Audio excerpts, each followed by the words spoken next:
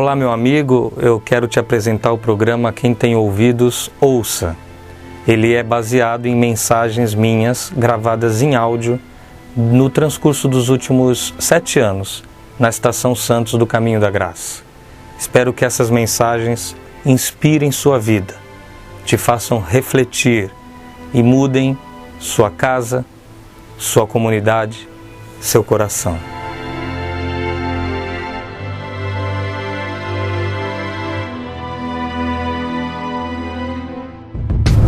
Essa é a 7 TV, a mudança que queremos ver no mundo começa em nós, e mudanças começam com reflexões que geram atitudes. E hoje nós estamos na Praia do Embaré, em Santos, e a questão de hoje é a seguinte: qual é a razão da nossa existência? Será que você responde essa?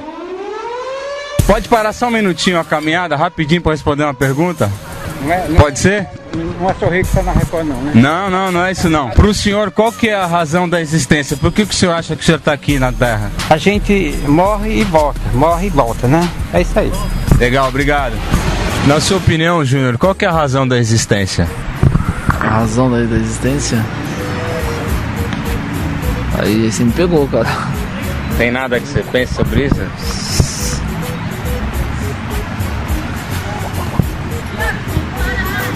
Dá uma razão pra existência, aí você me pegou assim, meio... Não sei, cara. Sei, tem que ter uma razão, tem que ter, pra você, com certeza. Não consegue... no momento assim, de... A pergunta é meio complicado, beleza. Mas sempre há uma razão pra existência, mas assim, de uma hora assim, não sei se responder pra você. Posso até responder coisa errada, mas nem sei que posso responder pra você. Responde o que você pensa, tu não pensa nada sobre isso? Sempre tem a razão da existência. Não, beleza. Existe uma variedade de respostas que as pessoas dão e uma variedade de crenças e religiões, mas não é isso que a gente quer discutir aqui. A história mostrou que essa diferença de crença muitas das vezes gerou muito mais dúvida e guerra do que compreensão entre as pessoas. A gente acredita que a razão da existência é uma resposta que você dá não com o que você fala ou com a opinião que você expressa, mas é uma resposta que você dá com a vida. Existe um só caminho para todos nós, independente do que cada um faça, independente de onde cada um esteja inserido, existe um só caminho para todos nós. A ideia do 7 não é trazer nenhuma ideia pronta e nem afirmar como se a gente pudesse afirmar qual é a verdade, qual é o modelo ideal para viver.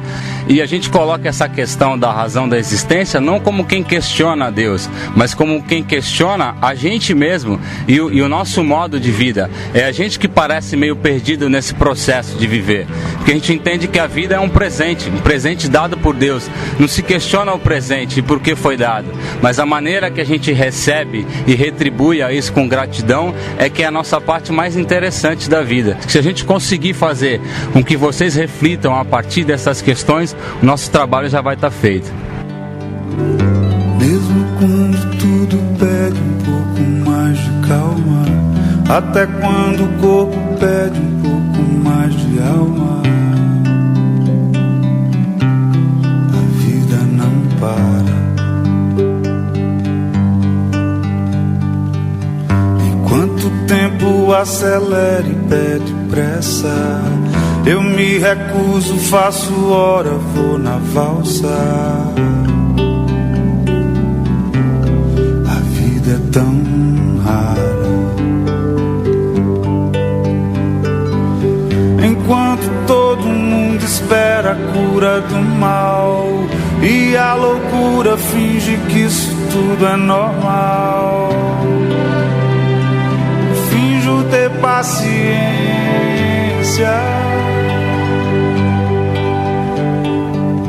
E o mundo vai girando cada vez mais veloz. A gente espera do mundo e o mundo espera de nós. Um pouco mais de paciência.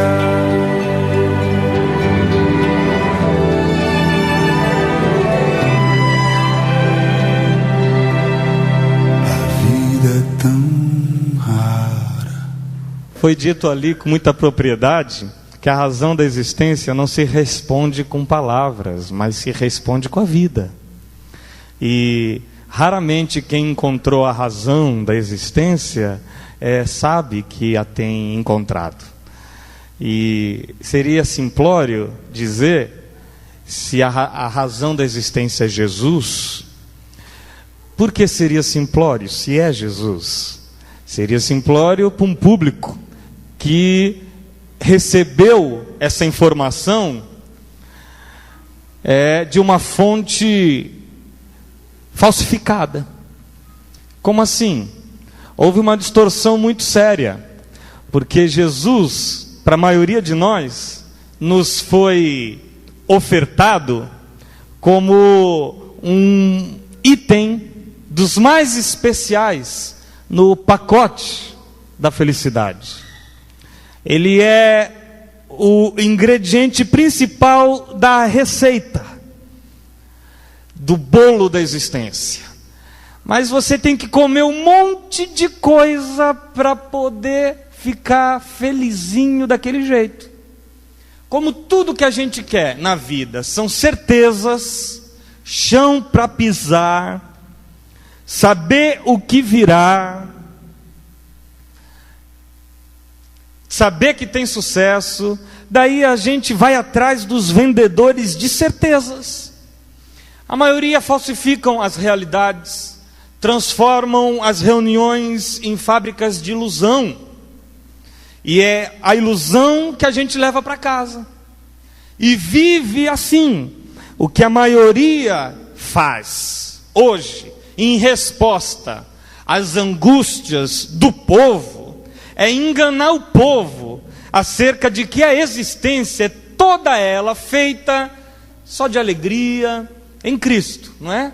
Só de risos, só de abraço, só de sucesso, só de vitória, desde que você esteja em Cristo, e estando em Cristo esteja aqui dentro e dominicalmente sem falta. Do contrário, você pode voltar a ficar perdido nas questões com a síndrome de Júnior, esse moço que foi entrevistado aí. A razão da existência, agora você me pegou, porque eu nunca tinha parado para pensar num negócio desse, né? Daí que a gente tem hoje super crentes, gente cheia de certeza, gente carregada de convicção quanto ao dia de hoje, de amanhã, gente que determina como há de ser, não é?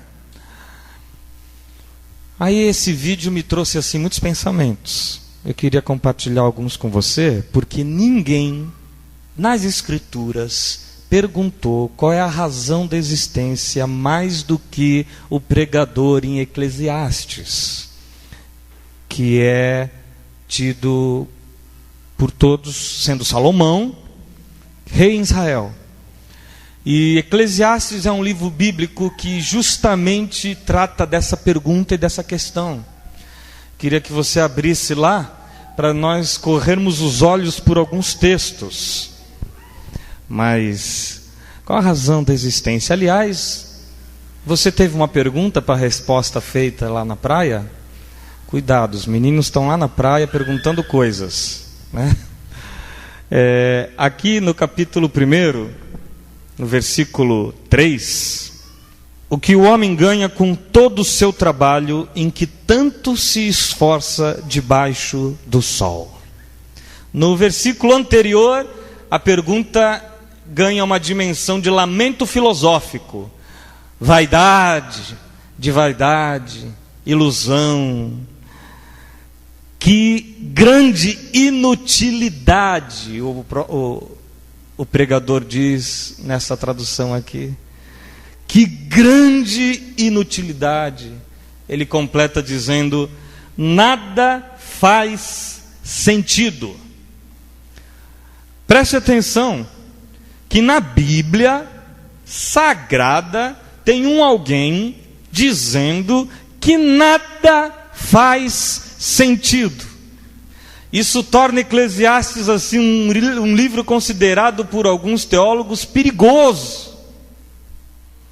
porque ele tira a gente de dentro da caixinha das ilusões e leva a gente para a realidade da vida. Eclesiastes é perigoso na mesma medida que ele nos faz encarar a história com realidade. E ele convida o testemunho da própria história, o livro inteiro, para mostrar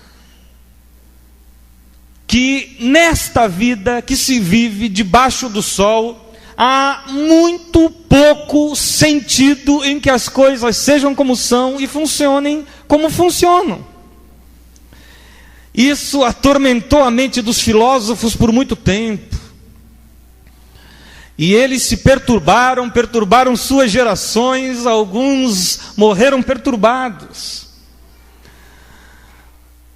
Vaidade de vaidade, aonde é que há sentido? Tudo que eu vejo acontecer aqui é, na verdade, em função de viver na fogueira das ilusões, ele diz. O livro é perigoso, porque chama a gente para o chão, para a real. O livro é perigoso, porque nos quer fazer conhecedores da existência como a existência é, e não como a pintam para a gente. Você conhece como a existência é para além da pintura, porque você a tem vivido com seus dramas, fragilidades, com suas fraquezas, com aquilo que está para você difícil e complicado de realizar, de ser, de processar. Daí que ele olhou para a vida dele no versículo 16 e diz: eu fiquei pensando, me tornei famoso e ultrapassei em sabedoria todos os que governaram Jerusalém antes de mim. De fato adquiri muita sabedoria e conhecimento. Então o que ele viu? Ele viu que tinha dinheiro, ele viu que tinha lido muito, que tinha acumulado sabedoria, ele viu que tinha a possibilidade de dar a resposta à questão. Tanto que no versículo seguinte, o 17, ele diz que se esforça para compreender tudo, sabedoria, a loucura, a insensatez.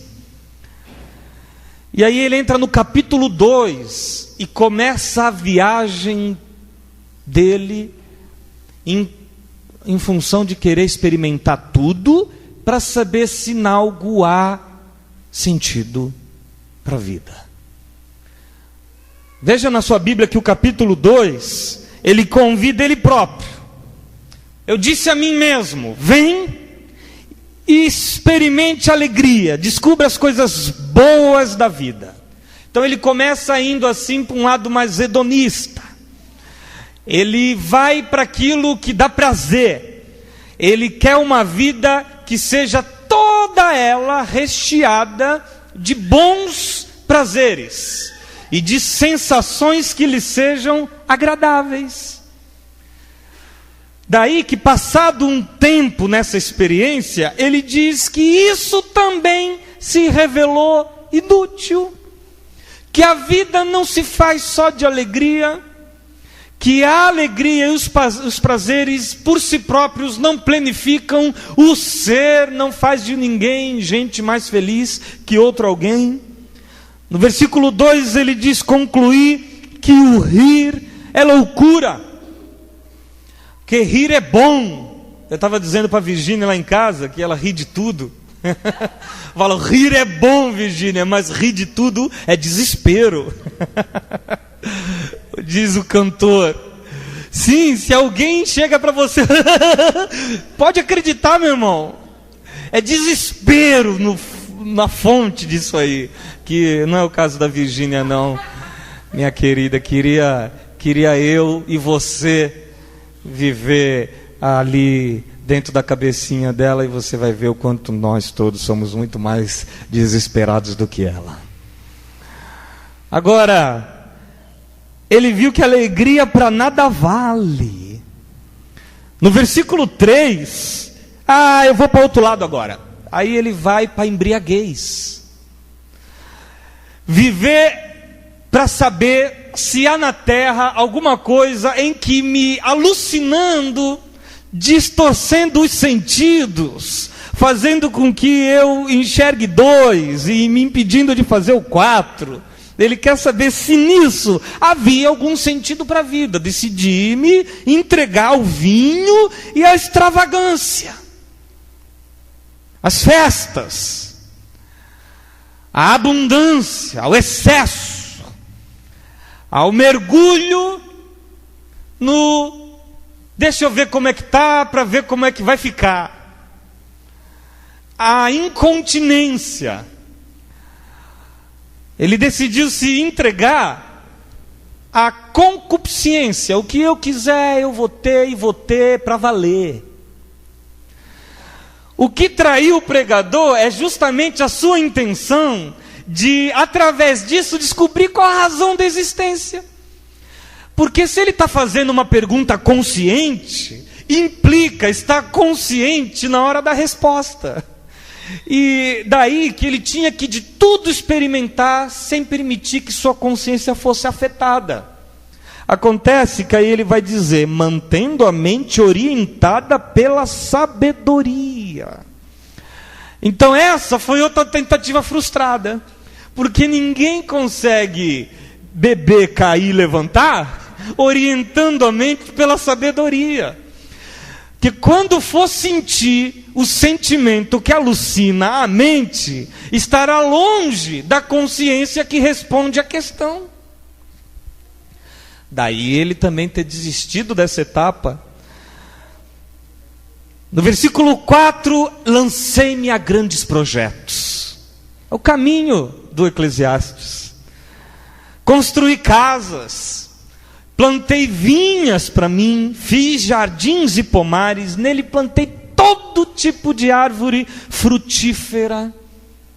Fiz coisas bonitas, levantei coisas, construí. Eu fui um empreendedor, um construtor, um empreiteiro. Eu pus minha marca nas coisas. Eu pus meu nome nelas. Eu fiz coisas, construí reservatórios para irrigar os meus bosques verdejantes. Eu acumulei bens, posses, propriedades. Gente, eu comprei gente. Ele diz, eu tive escravos, comprei escravas, tive escravos que nasceram em minha casa. Além disso, tive também muitos bois e ovelhas, mais do que todos os que viveram antes de mim em Jerusalém. Eu ajuntei para mim prata e ouro, tesouros de reis e de províncias. Buscou a riqueza e se lançou nela. Deve ser isso aqui.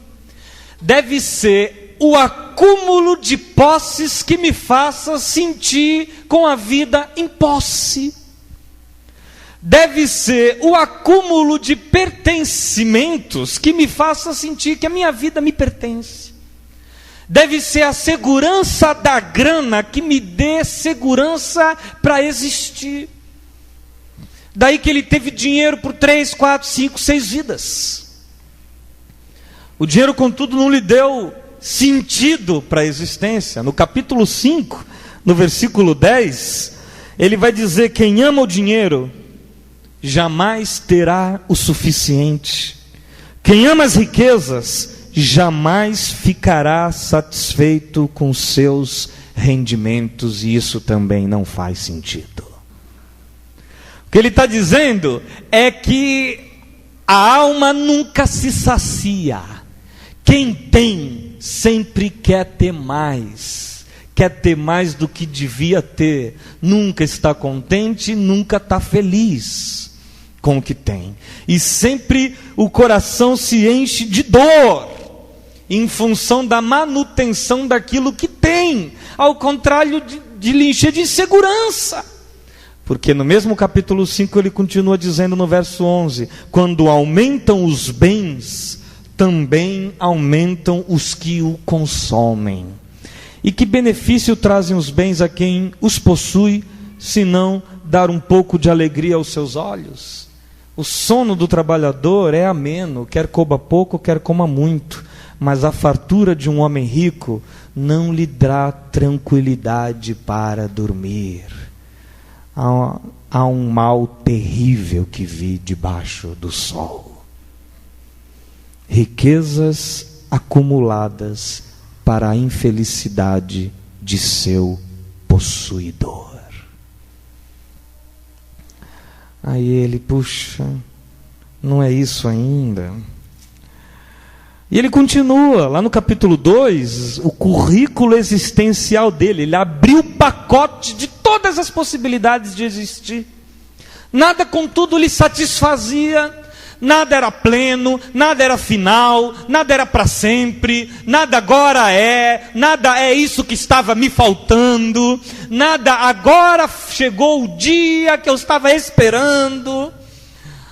E ele foi se angustiando, porque ele já conhecia aquela música que dizia: vivemos esperando dias melhores, dias a mais, dias de paz. Peraí, eu não estou bem agora, mas eu naquele dia, mas quando isso me ocorrer, quando fulano voltar, quando ele for embora, quando eu tiver juntado tanto, quando eu tiver armazenado assim, quando eu tiver mudado de determinado jeito, quando eu virar outro, completamente diferente de mim, acaba logo de vez, antes que eu acabe a pregação, acaba logo de vez você com essa ilusão. Você está entendendo? Não fique esperando os dias melhores que virão, porque nós todos nascemos para o hoje e para o sempre. Daí que ele então, como alguns aqui sabem, está faltando alguma coisa aqui para ele se entregar, para ver se nisso encontra sentido na vida. Ele diz no final do versículo 8: servi-me de cantores e cantoras. Se dedicou à cultura, à música, à poesia, à contemplação, às artes, patrocinou as artes em todo lugar. Se alguém cantava, tinha um dom, um talento, ele patrocinava, financiava. E também me servi de um harém, as delícias dos homens. Sim, você sabe que quando Salomão quer uma coisa, meu irmão, ele logo pega 1000 delas. Daí que ele tinha um harém, tentou se afogar na sexualidade de uma forma que encontrasse nela sentido para existir. E quando foi, viu que tudo era fugaz, tudo era rápido, que as paixões eram passageiras, que o prazer é assim, lhe escorre pelas mãos, lhe foge, e que quanto mais ele se dedicava àquilo, menos prazer ele extraía daquilo, ainda que mais escravo ele ficasse daquilo, porque é assim que é a relação com o que é promíscuo. Quanto mais você faz, menos satisfação recolhe do que faz. Daí precisar fazer cada vez mais. E essa entrega não tem fim. No versículo 9, ele então se lança à fama. Tornei-me mais famoso e poderoso do que todos os que viveram em Jerusalém antes de mim. Conservando comigo a minha sabedoria significa sempre pensando. É isso que dá sentido à vida. Ele diz: não me neguei nada que os meus olhos desejaram, não me recusei a dar prazer algum ao meu coração. Você está entendendo que ele fez esse caminho? Na verdade, eu me alegrei em todo o trabalho, essa foi a recompensa de todo o meu esforço. Contudo, quando avaliei tudo que minhas mãos haviam feito e o trabalho que eu tanto me esforçara para realizar, percebi que foi tudo inútil. Foi correr atrás do vento. Há pouco proveito naquilo que se faz debaixo do sol. Já arranjamos motivo suficiente para queimar este livro. Esse é o livro da desesperança. Esse livro foi escrito com a caneta cinza, na folha preta. Meu irmão, o Eclesiastes bíblico, associado ao entendimento do Evangelho de Jesus, é como se vive essa vida. Eu estou com os pés no chão e a cabeça nas nuvens da minha esperança em fé, de que a história, apesar de ser como é, não terminará assim, porque quando ela terminará, na verdade ela só começou. O que dá sentido à vida é ter fé de que, apesar da vida parecer tão sem sentido, nós somos filhos da esperança que projeta para a eternidade a razão de todas as coisas. Quem dentre os cristãos quiser viver essa vida sem esperança da ressurreição, quem quiser ouvir os contos da carrochinha evangélica, quem quiser ficar vivendo a sua vida só baseado em buscar estas coisas que há mais de 3.000 anos atrás o Eclesiastes já tinha proposto e já tinha visto que a nada levava, era passar a vida correndo atrás do vento. Quem quiser viver dentro do coração sem a expectativa da eternidade e do eu permanecerei porque eu estou nele, o que vai passar são justamente as coisas sem sentido. Eu, contudo, que ganhei sentido nele, que é sentido, eu fico, porque quem crê em mim não morre, passa da morte para a vida. Conjugar o Eclesiastes bíblico com o Evangelho de Jesus é saber que o hoje se vive na esperança do amanhã em Cristo. Hoje eu vivo seguro nele,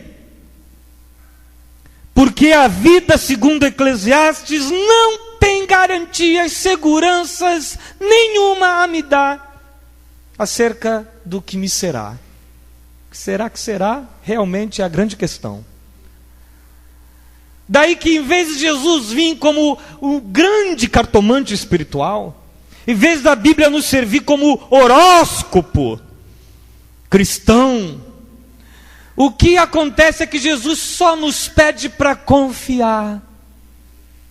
Vossos fios de cabelos todos estão contados. Não cai um no chão, você não fica um pouquinho mais careca se Deus não souber. Conhece a quantidade de células que tem no teu corpo, sabe tudo acerca de ti, te prescruta por dentro. Te sabe todo. E não te explica quase nada a não ser a confiança. Confia em quem tudo sabe. É o apelo do Evangelho de Jesus. Agora fique dando bola para aquilo que o Eclesiastes aprendeu, que é correr atrás do vento, e você vai terminar conforme Paulo disse: se não há ressurreição dos mortos, meu irmão, se Jesus não ressuscitou, se é só conforme o Eclesiastes fala, nós voltamos ao pó, e não há diferença entre um cachorro e um ser humano, ambos quando morrem, morreram. E para onde vão? Não há sabedoria, entendimento, culto, inteligência, consciência, sepulcro, escuridão. Só há luzes apagadas, coisa alguma, falta de existir, não existir. Se nossa esperança se resume só a esta vida, diz o apóstolo, somos os mais infelizes de todos os homens. Comamos e bebamos, porque amanhã morreremos. A vida vai se resumir exatamente naquilo que nós a resumimos: do prato à boca. Todos os dias. Ele continua, e o livro todo corre mostrando que nessa vida não há relação de causa e efeito. Preste atenção nisso, não se distraia. No universo há causa e efeito sustentando tudo, mas na história humana não há relações de causa e efeito entre os acontecimentos. Por isso a vida é a insegurança que a vida é. Veja no capítulo 4, que ele sai para conhecer o mundo, buscando sentido nas coisas. E ele vê no versículo 1, vi as lágrimas dos oprimidos, mas não há quem os console. O poder está do lado dos seus opressores, e não há quem os console. Eu cheguei a considerar os mortos mais felizes do que os vivos, pois estes ainda têm que viver.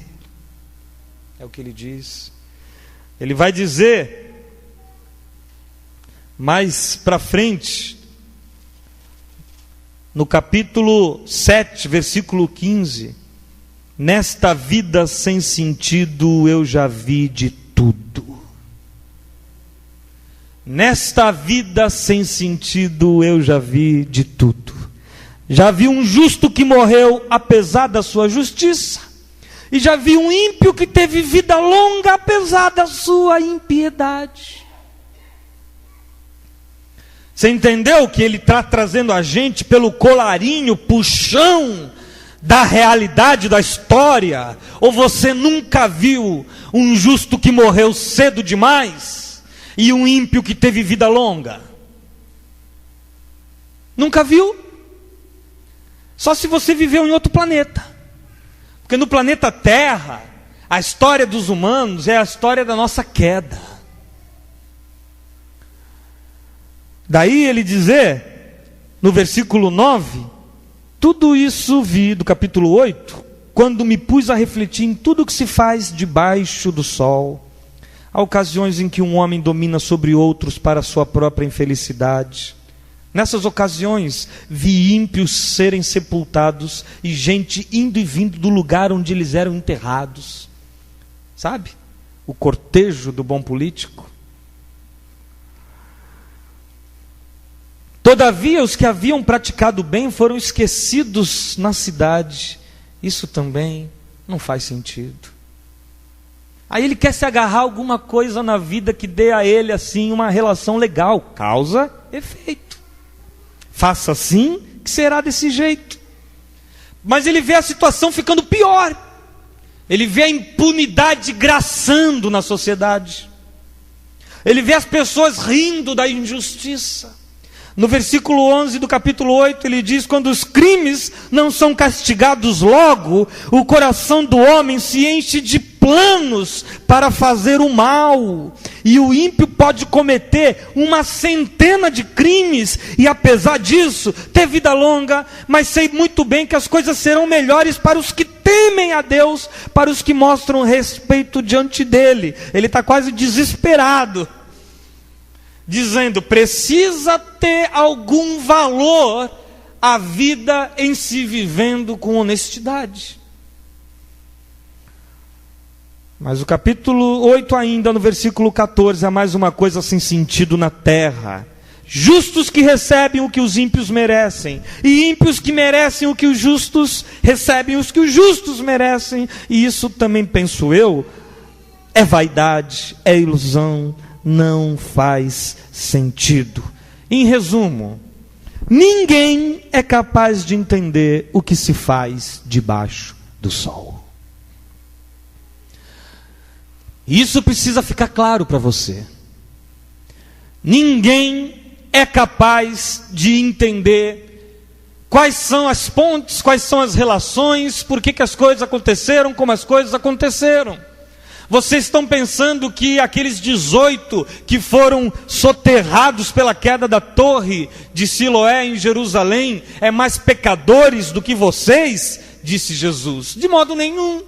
Vocês são todos iguais, a diferença foi o acaso que os levou em função da queda da torre, bem na hora que eles estavam passando. Mas como o acaso não foi Deus, meu irmão, Deus é Senhor do acaso. Acaso é alguma coisa que eu não consigo explicar. É alguma coisa que me foge à razão explicar. Daí que ele diz, por mais que me esforce para descobrir o sentido das coisas, o homem não encontrará. O sábio pode até afirmar que entende, mas na realidade não o consegue encontrar. No capítulo 9, no versículo 11, ele tem mais o que dizer sobre causas e efeitos que não procedem. Os velozes nem sempre vencem a corrida, os fortes nem sempre triunfam na guerra, os sábios nem sempre têm comida, os prudentes nem sempre são ricos, os instruídos nem sempre têm prestígio, pois o tempo e o acaso afetam a todos. Além do mais, ninguém sabe quando virá a sua hora. Mano querido, eu não sei se eu preciso dizer mais alguma coisa acerca da total incoerência de se querer determinar tempos, justificar acontecimentos, fazer planos e deles viver, alimentar propósitos como se eles fossem seguros. A vida que se vive na terra só ganha sentido se a razão dela for ter a razão posta em fé naquele que sabe tudo. Enquanto se reconhece que nada se sabe, aos que se desesperam de não saber o caminho no qual se deve trilhar, mas nós somos aqueles que se alegram só em ter ouvido uma voz que disse vai, mesmo sem saber para onde está indo. O que importa não é como a história vai acabar, é com quem a gente caminha nela. É em quem e como. Ele faz uma recomendação, a recomendação do pregador. No capítulo 11, no verso 5, assim como você não conhece o caminho do vento, e nem como o corpo é formado no ventre de uma mulher, também não pode compreender as obras de Deus, o Criador de todas as coisas. Então, meu amigo, meu irmão, plante de manhã a sua semente, e mesmo ao entardecer, não deixe que suas mãos fiquem à toa. Você não sabe o que acontecerá, se esta ou aquela produzirá, ou se as duas igualmente serão boas. Primeira recomendação dele, que a gente viva a vida hoje,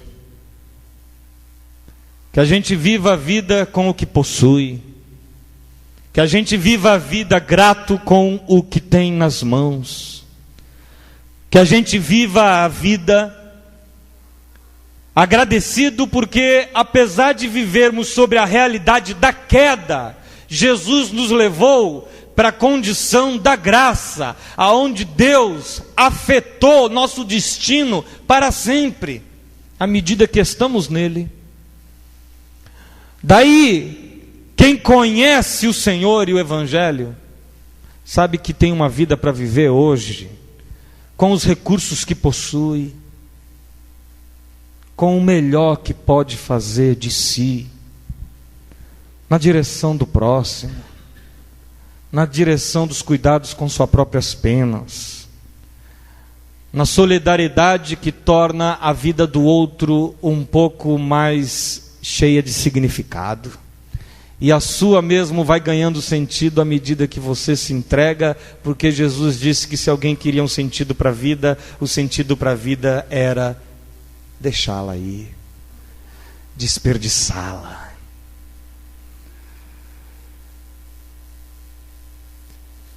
Se o grão de trigo não cair, morrer, fica ele só, mas se cair, faz sentido, dá muito fruto. O sentido da vida é encontrar-se a si mesmo em Cristo, porque que adianta o homem ganhar o mundo inteiro e perder-se de sua alma?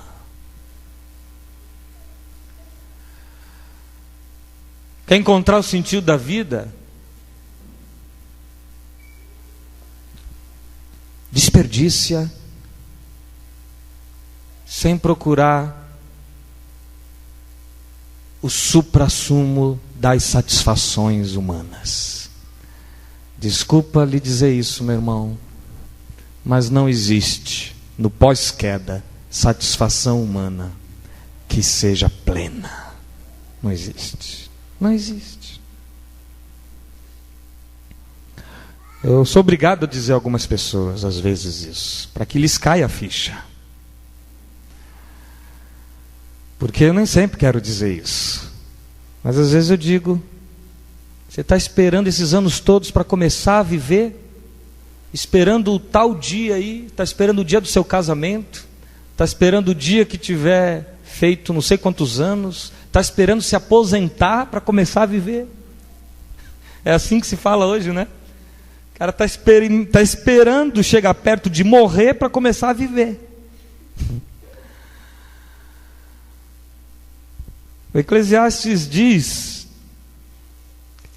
ao final, que o que importa é, no capítulo 9, versículo 7, viver o hoje. 9, 7. Eu queria muito que você prestasse atenção nessa leitura que eu estou terminando. Portanto, vá viver, viu, meu irmão? Saia daqui e vá viver. Não tenha medo, você já veio, você já chegou, você já nasceu, você já está no barco. Vá. Coma com prazer a sua comida. Sim, você trabalhou, é o mínimo que você quer dessa vida. Beba o seu vinho de coração alegre. Relaxa. Sossega. O mundo não se ganha em um dia. Vai devagar.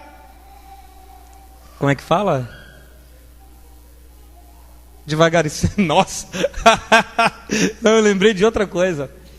Mas para os católicos que estão aqui é importante. Vá devagar que o santo é de barro.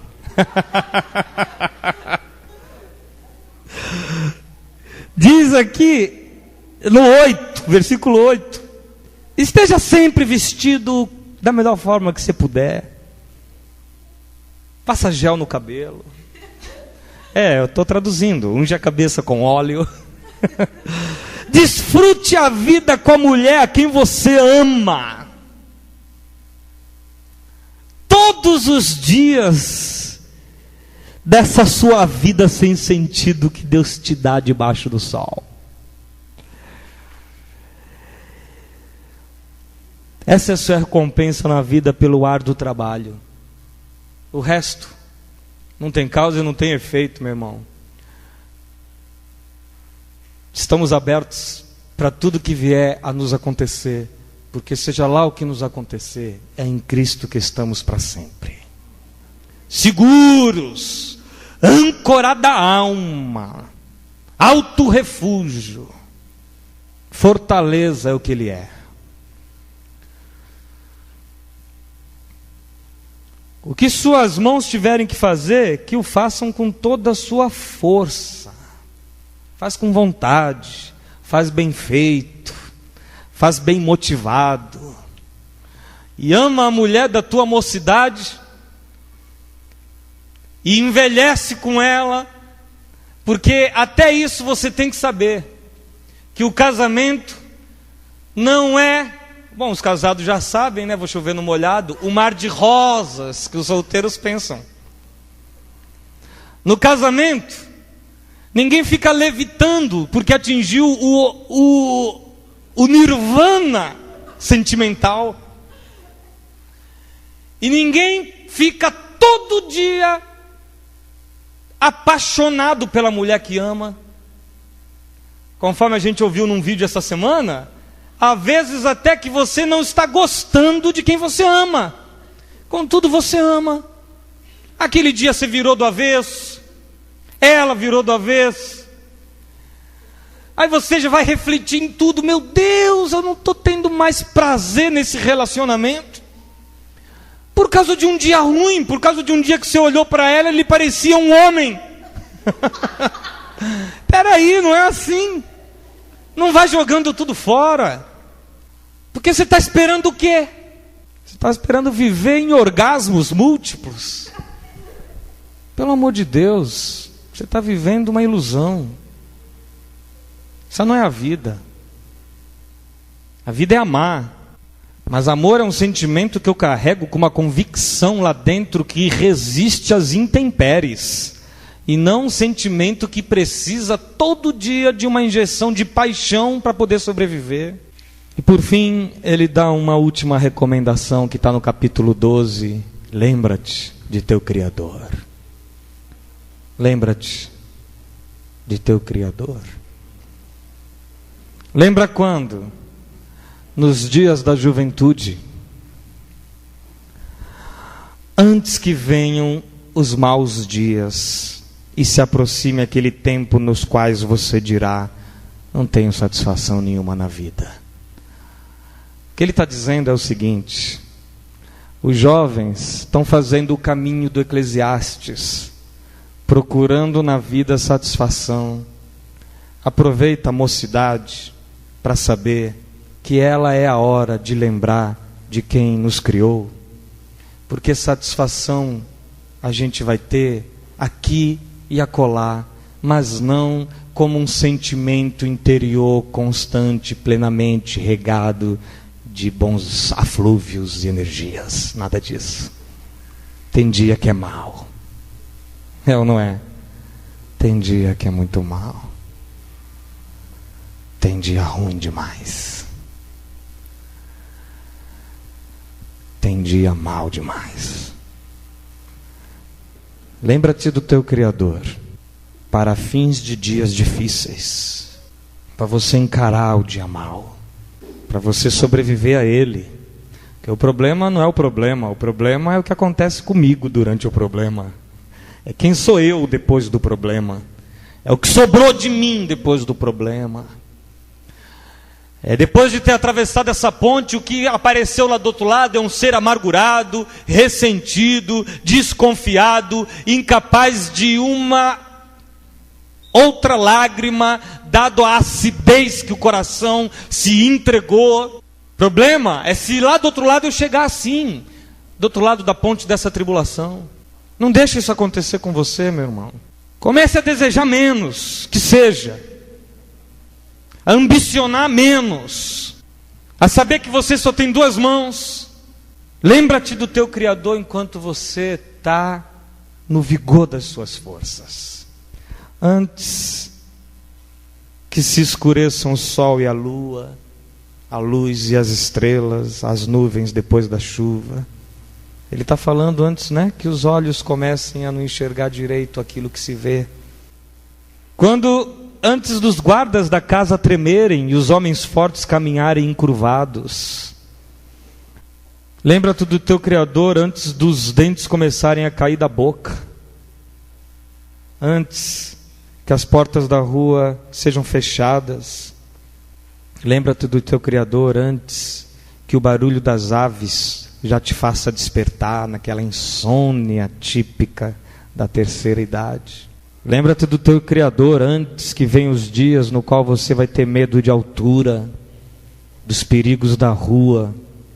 Sim, diz o versículo 6, lembre-se dele, antes que se rompa o cordão de prata, que se quebre a taça de ouro, que o cântaro se despedace junto à fonte, a roda se quebre junto ao poço, que o pó volte à terra de onde veio e o espírito volte a Deus que o deu. Lembra-te antes lembra de quem te criou, de quem te amou, de quem te escolheu, de quem te chamou, de quem te elegeu, de quem te carimbou, de quem te selou, de quem te tatuou. Tu és meu, eu hoje te gerei. Daí que essa vida se vive assim, hoje e para sempre.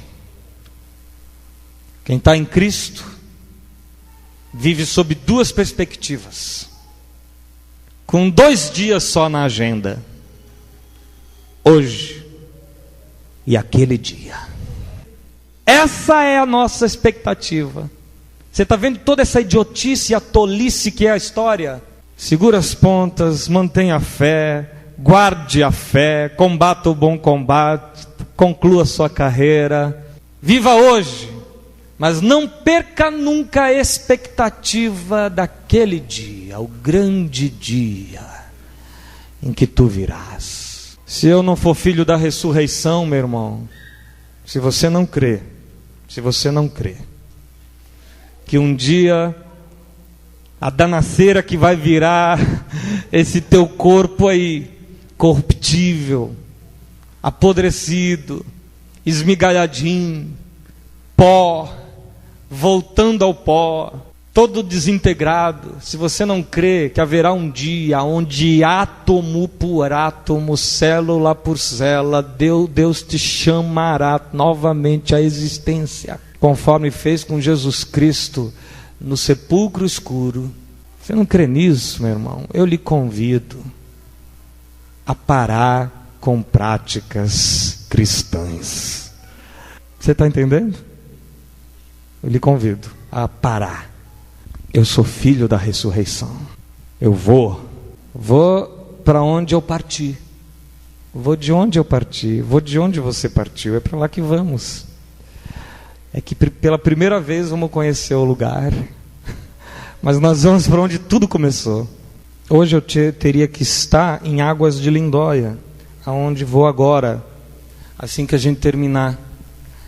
Para lá, e passo o dia de amanhã lá, em função de 2 palestras que eu tenho que apresentar lá.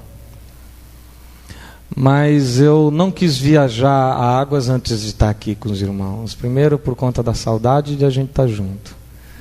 Segundo, porque depois que eu vi o vídeo do Daniel, eu queria ler Eclesiastes com você. Foi a leitura que fizemos. E queria que você recebesse esse discernimento. E queria que você tivesse sua esperança aumentada, alimentada. Queria que você abortasse, não ficasse todos os dias no cinza da vida, e soubesse que debaixo do sol também tem sol, viu? Há dias bons e há dias maus. Nos dias bons, cante louvores. Nos dias maus, faça oração.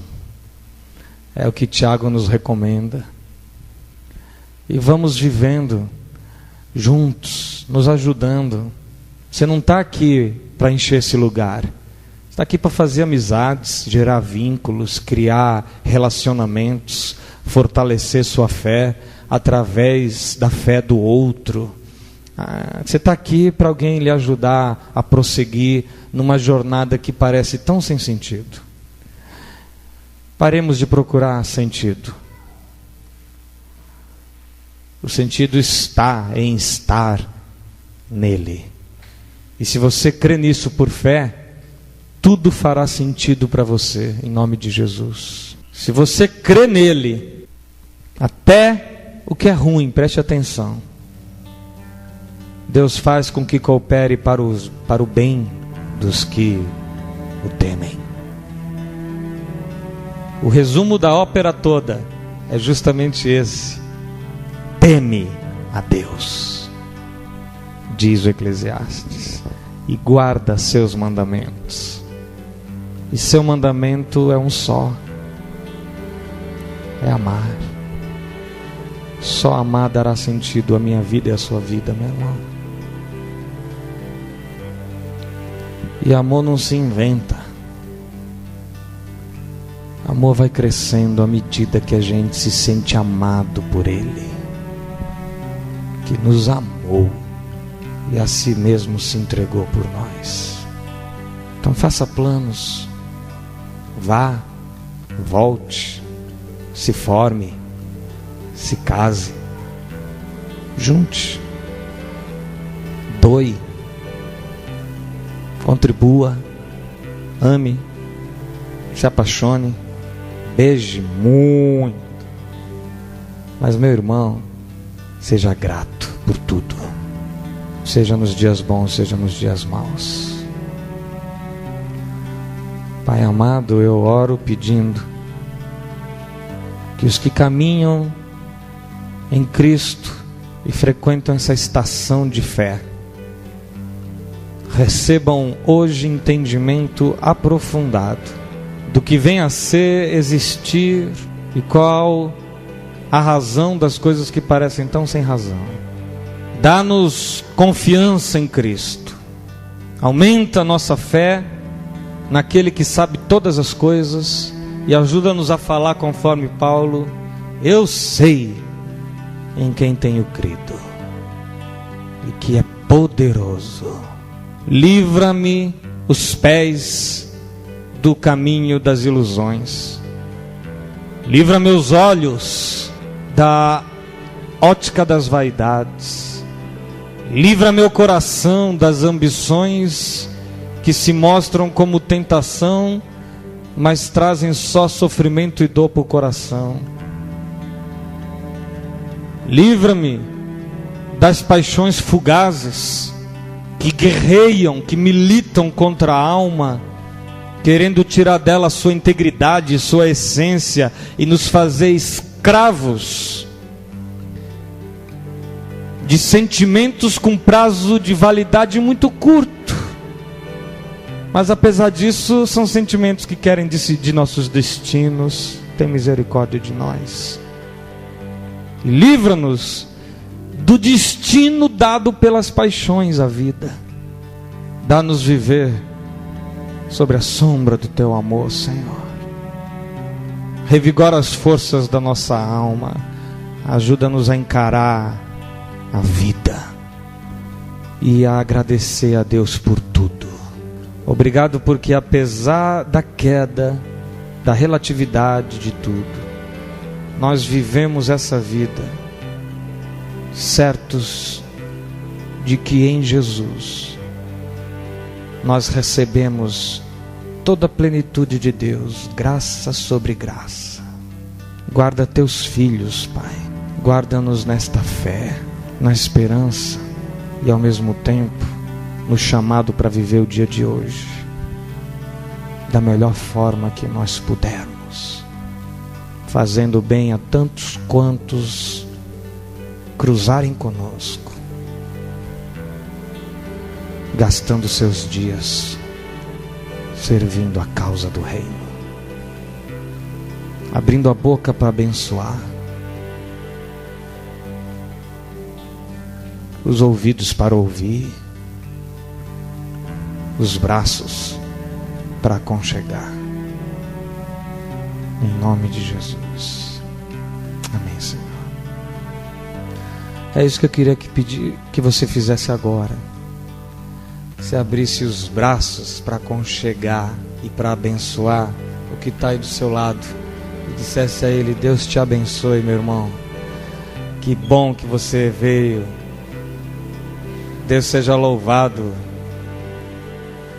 Volta mais, obrigado por sua presença. Vira aí para quem está lá atrás, à frente de você. Dá um abraço carinhoso. Deus vai ajudar você nessa sua vida sem sentido.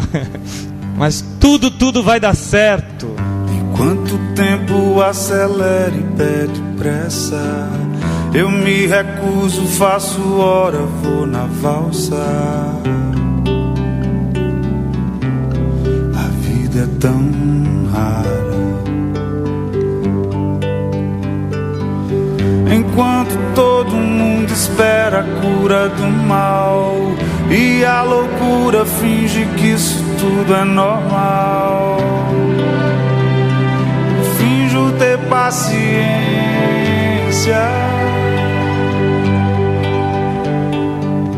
e o mundo vai girando cada vez mais veloz. A gente espera do mundo e o mundo espera de nós.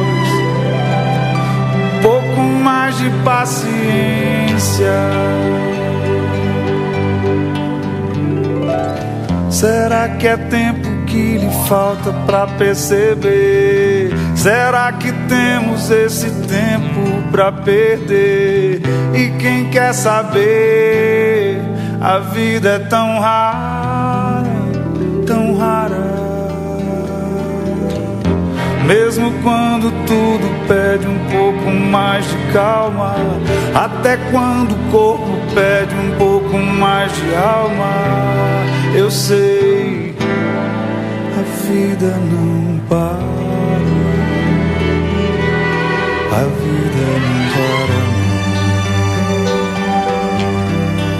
Lembra-te antes. Lembra de quem te criou, de quem te amou, de quem te escolheu, de quem te chamou, de quem te elegeu, de quem te carimbou, de quem te selou, de quem te tatuou. Tu és meu, eu hoje te gerei. Daí que essa vida se vive assim, hoje e para sempre. Quem está em Cristo, com 2 dias só na agenda, hoje e aquele dia, e aquele dia.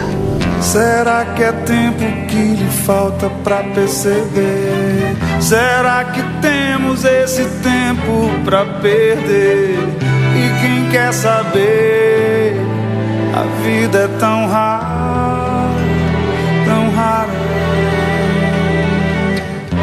Mesmo quando tudo pede um pouco mais de calma, até quando o corpo pede um pouco mais de alma, eu sei, a vida é tão rara, a vida não